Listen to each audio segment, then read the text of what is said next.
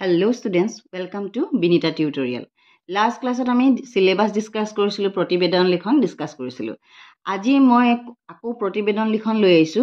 প্ৰতিবেদন লিখন তোমালোকক কেইখনমান প্ৰতিবেদন কেনেকুৱা ধৰণৰ আহিব পাৰে মই দি দিছো. বিশ্ব পৰিৱেশ দিৱস এটো লাষ্ট ইয়াৰ আহিছিলে. আকৌ আহিব পাৰে. বিশ্ব পৰিৱেশ দিৱসৰ ওপৰত এখন প্ৰতিবেদন লিখা.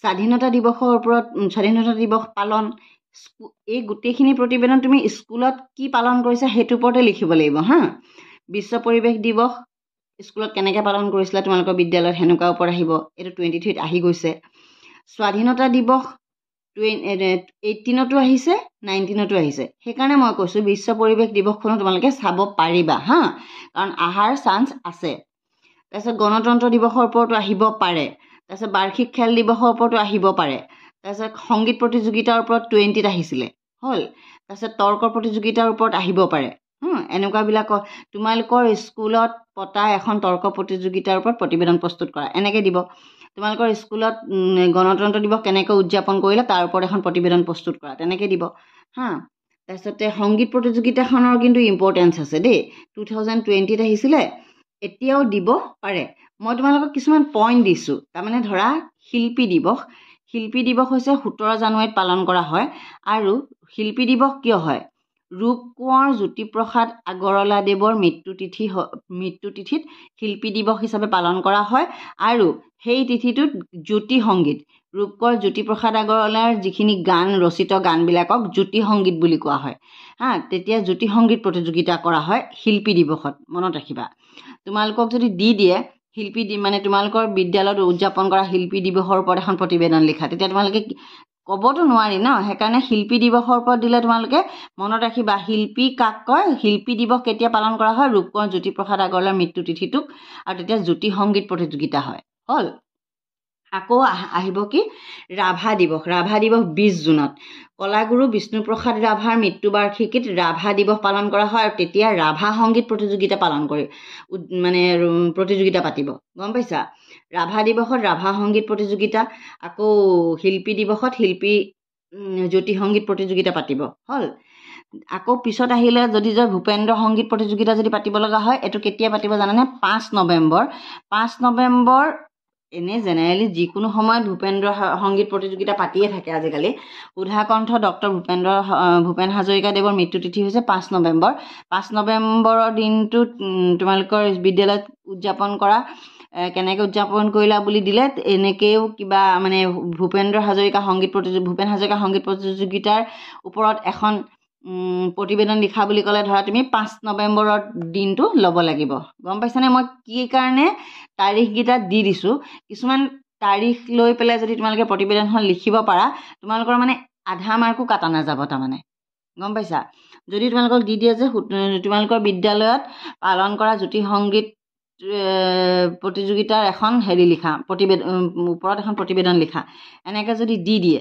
তেতিয়া তোমালোকে জ্যোতি সংগীত প্ৰতিযোগিতাখন কেতিয়া পাতিবা জানানে 17 জানুৱাৰীত আৰু ডাইৰেক্ট যদি প্ৰতিযোগিতাখনৰ নাম নিদিয়ে জাষ্ট যদি দিয়ে তোমালোকৰ বিদ্যালয়ত অনুষ্ঠিত হৈ যোৱা সংগীত প্ৰতিযোগিতাৰ ওপৰত এখন প্ৰতিবেদন লিখা জেনেৰেলিটো তেনেকেই দিয়ে তাৰমানে কিন্তু বাই চান্স একো ধৰিব নোৱাৰি তোমালোকে যদি অকমান ডিটেইলিঙত লিখিব বিচাৰা তেতিয়া মই তোমালোকক এই ডেটকেইটা দি থৈছো এতিয়া মই তোমালোকক এখন প্ৰতিবেদন লিখি দিছো চোৱা প্ৰতিবেদনখন হৈছে বিদ্যালয়ত জ্যোতি সংগীত প্ৰতিযোগিতা পালন এইয়া দেখা পাইছানে বিদ্যালয়ত জ্যোতি সংগীত প্ৰতিযোগিতা পালনৰ ওপৰত এখন তোমালোকে প্ৰতিবেদন লিখিবা বিদ্যালয়ত জ্যোতি সংগীত প্ৰতিযোগিতা পালনৰ ওপৰত এখন প্ৰতিবেদন ভালকে মন দি চোৱা স্থান আমিতো এইটো কৈছোৱে স্থানীয় সংবাদদাতা ফেব্ৰুৱাৰী পৰীক্ষাৰ দিনটো পৰীক্ষা হলত তোমালোকে বহি লিখিবা যিহেতু যোনটো তাৰিখে তোমালোকৰ পৰীক্ষা সেইটো তাৰিখে লিখিবা বুজি পাইছা এইটো দিয়াৰ পাছত স্থান দি ডট দিবা স্থানীয় সংবাদদাতা কমা দিবা এই তাৰিখটো লিখি ফেব্ৰুৱাৰী লিখি এইটো দুটা ডট দিবা যিকোনো প্ৰতিবেদন হওক তোমালোকে এইকেইটা কথা লিখিবই লাগিব যোৱা ইংৰাজী 17 জানুৱাৰী তাৰিখে আমাৰ বিদ্যালয়ত ৰূপ কোঁৱৰ জ্যোতিপ্ৰসাদ আগৰৱালাদেৱৰ সোঁৱৰণিত এখনি আন্তঃবিদ্যালয় জ্যোতি সংগীত প্ৰতিযোগিতাৰ আয়োজন কৰা হয় আমাৰ বিদ্যালয়ৰ অধ্যক্ষ মহোদয়ে প্ৰতিযোগিতাখনিৰ শুভাৰম্ভ কৰে বিশিষ্ট নিমন্ত্ৰিত অতিথি ডেছ দেৱে, আমি কাৰো নাম নিলিখোঁ। জ্যোতিপ্ৰসাদ আগৰৱালা দেৱৰ কৰ্মৰাজি অসমীয়া সাংস্কৃতিক জগতখনলৈ তেখেতৰ অৱদানৰ বিষয়ে সুন্দৰ বক্তৃতা আগবঢ়ায়। স্থানীয় সংগীত শিল্পী ক আৰু খ দেৱে প্ৰতিযোগিতাখনিৰ বিচাৰকৰ আসন শুৱনি কৰিছিল।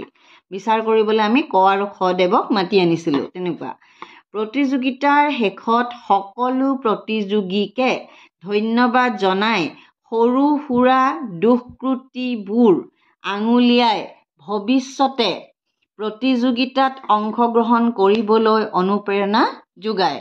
বিচাৰকে যেতিয়া এটা ভাষণ দিয়ে তেতিয়া সকলো প্ৰতিযোগীকে কি কৰে? ধন্যবাদ জনায়। যিহেতু তেখেতে যে প্ৰতিযোগিতাত অংশগ্ৰহণ কৰিছে তাৰ কাৰণে সকলো প্ৰতিযোগিতাকে ধন্যবাদ জনায়। তাৰপিছত বিজয়ী প্ৰতিযোগীসকলক মানপত্ৰ আৰু উপহাৰৰ টোপোলা প্ৰদান কৰা হয়। শেষত সকলোকে লঘু আহাৰ বিতৰণ কৰা হয়। প্ৰায় 3 বজাত আমি সকলো ঘৰমুৱা হওঁ। হৈ গ'ল এখন ধুনীয়া এখন প্ৰতিবেদন। লঘু আহাৰ মানে পেকেট লাঞ্চ দেই, মন কৰিবা। যিহেতু আৰু ইয়াতে আছিলে চোৱা আন্তঃবিদ্যালয়, অকল আমাৰ বিদ্যালয়ৰ ছাত্ৰ ছাত্ৰীবিলাকেই নহয়, বিভিন্ন বিদ্যালয়ৰ পৰা ছাত্ৰ ছাত্ৰী আহি আমাৰ বিদ্যালয়ত যোগদান কৰিছেহি। আন্তঃবিদ্যালয় মানে বিভিন্ন বিদ্যালয়ৰ পৰা ছাত্ৰ ছাত্ৰী আহাটোক আন্তঃবিদ্যালয় বুলি কয়। এতিয়া তোমালোকে ধৰিব পাৰিছা কি চোৱা। প্ৰথম সদায় তুমি কি আয়োজন কৰিছা, কেই তাৰিখে আয়োজন কৰিছা সেইটো লিখিব লাগে। প্ৰথমটো যিটো পেৰেগ্ৰাফ থাকে, যোৱা ইংৰাজী 17 জানুৱাৰী তাৰিখে আমাৰ বিদ্যালয়ত ৰূপকোঁৱৰ জ্যোতিপ্ৰসাদ আগৰৱালা দেৱৰ সোঁৱৰণিত এখনি আন্তঃবিদ্যালয় সংগীত প্ৰতিযোগিতাৰ আয়োজন কৰা হয়। জাষ্ট এনেকৈ লিখিলা। যদিহে তোমালোকক জ্যোতি সংগীত প্ৰতিযোগিতা বুলি নকৈ অকল সংগীত প্ৰতিযোগিতা বুলি কয় তেতিয়া তুমি কি লিখিবা? যোৱা ইংৰাজী 10 তাৰিখে বা যোৱা ইংৰাজী ডিচেম্বৰ মাহৰ 12 তাৰিখে আমাৰ বিদ্যালয়ত এখনি আন্তঃবিদ্যালয় সংগীত প্ৰতিযোগিতাৰ আয়োজন কৰা হয়। তেনেকৈ লিখিলেও হৈ যাব। গম পাইছানে? মই তোমালোকক এইটো এটা মানে জকা দিছোঁ। ছাপ'জ মই তোমালোকক এটা দিছোঁ, তোমালোকে যে একদম এইখনকে মুখস্থ কৰি লিখিব লাগিব কথা নাই। মই এইটো কথা কৈছোঁ যে প্ৰথম পেৰেগ্ৰাফটোত তোমালোকে কেতিয়া বস্তুটো অনুষ্ঠিত হৈছিলে সেইটো লিখিব লাগিব। দ্বিতীয় পেৰেগ্ৰাফটোত লিখিব লাগিব কোনোবা এটা বস্তু পাতিলে সেইখন এখন সভা হওক বা প্ৰতিযোগিতা হওক তাক কোনোবা এজনে আৰম্ভ কৰিব লাগিব। সেইকাৰণে এই বাক্যটো চোৱা, আমাৰ বিদ্যালয়ৰ অধ্যক্ষ মহোদয়ে প্ৰতিযোগিতাখিনিৰ শুভাৰম্ভ কৰে। গম পাইছা? মানে তেখেতে ভাষণ দি হ'লেও বা সভাৰ প্ৰথম বক্তৃতাটো দি আৰম্ভ কৰে আৰু সভাখন। তাৰপিছত এজন নিমন্ত্ৰিত অতিথি সদায় থাকে। বিশিষ্ট নিমন্ত্ৰিত অতিথি ডেছ দেৱে যদিহে অকল সংগীত প্ৰতিযোগিতা হয় তেতিয়া কি লিখিবা? আমাৰ জীৱনত সংগীতৰ প্ৰয়োজনীয়তা, সংগীতে আমাক কেনেধৰণেৰে সহায় কৰে আগবাঢ়ি যোৱাত ইত্যাদিৰ বিষয়ে ধুনীয়া বক্তৃতা আগবঢ়ায়। বুজি পাইছা? এই লিখাখিনি মই তোমালোকক লিখি দিছোঁ এখন এটা জকা টাইপ এইটো জ্যোতি সংগীত প্ৰতিযোগিতা বুলি ক'লে এইখন লিখিব লাগিব। যদিহে তোমালোকক চিম্পলকৈ সংগীত প্ৰতিযোগিতা বুলি কয় তেতিয়া তোমালোকে কি লিখিবা সেইটো মই কৈছোঁ। আৰু যদি তোমালোকক লিখি দিব লাগে তেতিয়াহ'লে প্লিজ কমেণ্টত লিখিবা, মেম আমাক লিখি দিয়ক, এনেকৈও ক'বা। হ'ব? এতিয়া মই আশা কৰোঁ তোমালোকে এইটো বুজি পাইছে। এইটো স্থানীয় সংবাদদাতা 10 ফেব্ৰুৱাৰী এইখিনি লিখিবই লাগিব। যোৱা ইংৰাজী মাহৰ 17 জানুৱাৰী তাৰিখে আমাৰ বিদ্যালয়ত ৰূপকোঁৱৰ জ্যোতিপ্ৰসাদ আগৰৱালা দেৱৰ সোঁৱৰণিত এখনি আন্তঃবিদ্যালয় জ্যোতি সংগীত প্ৰতিযোগিতাৰ আয়োজন কৰা হয়। আমাৰ বিদ্যালয়ৰ অধ্যক্ষ মহোদয়ে প্ৰতিযোগিতাখনিৰ শুভাৰম্ভ কৰে। বিশিষ্ট নিমন্ত্ৰিত অতিথি ডেছ দেৱে জ্যোতিপ্ৰসাদ আগৰৱালা দেৱৰ কৰ্মৰাজি অসমীয়া সাংস্কৃতিক জগতখনলৈ তেখেতৰ অৱদানৰ বিষয়ে সুন্দৰ বক্তৃতা আগবঢ়ায়। স্থানীয় সংগীত শিল্পী ক আৰু খ দেৱে প্ৰতিযোগিতাখনিৰ বিচাৰকৰ আসন শুৱনি কৰিছিল। প্ৰতিযোগিতাৰ শেষত সকলো প্ৰতিযোগীকে ধন্যবাদ জনাই সৰু সুৰা দুষ্কৃতিবোৰ আঙুলিয়াই ভৱিষ্যতে প্ৰতিযোগিতাত অংশগ্ৰহণ কৰিবলৈ অনুপ্ৰেৰণা যোগায়। বিজয়ী প্ৰতিযোগীসকলে, এইটো অন্ত্যেষ্ট নহয় দেই, এইটো মোৰ ভুল হৈ গ'ল, সকলক মানপত্ৰ আৰু উপহাৰৰ টোপোলা আগবঢ়োৱা হয়। শেষত সকলোকে লঘু আহাৰ বিতৰণ কৰা হয়। প্ৰায় 3 বজাত আমি সকলো ঘৰমুৱা হওঁ। বুজি পাইছা? এইখন লিখিলে তোমালোকক ইয়াত 5 নম্বৰৰ পৰা 1 নম্বৰো কাটিব নোৱাৰে। গম পাইছানে? পুৰা ডাইৰেক্ট ইয়াতে 5 নম্বৰ পাবাই পাবা। গতিকে মই এইখন 2 নম্বৰ হ'ল প্ৰতিবেদন। আগতে এখন প্ৰতিবেদন দিছোঁ, এইখন 2 নম্বৰ। আৰু যদি তোমালোকক প্ৰতিবেদন লাগে তোমালোকে কমেণ্ট কৰিবা। মই নেক্সট চিঠি লিখাম বুলি ভাবিছোঁ। আশা কৰোঁ তোমালোকৰ এইখিনি লাভ হ'ব আৰু তোমালোকে এই ভিডিঅ'টো চোৱাৰ লগে লগে প্ৰতিবেদনখন লিখি যাবা নিজৰ বহীত। প্ৰেক্টিচ কৰা। তোমালোকে যিমান পাৰা, তোমালোকৰ বানান বহুত ভুল হয়। তোমালোকে দাঢ়ি কমা ভালকৈ দিব নাজানা, বহুতখিনি তোমালোকৰ আছে, প্ৰব্লেম আছে, কিন্তু তোমালোকে প্ৰেক্টিচ কৰা, পাৰিবা। হ'ল?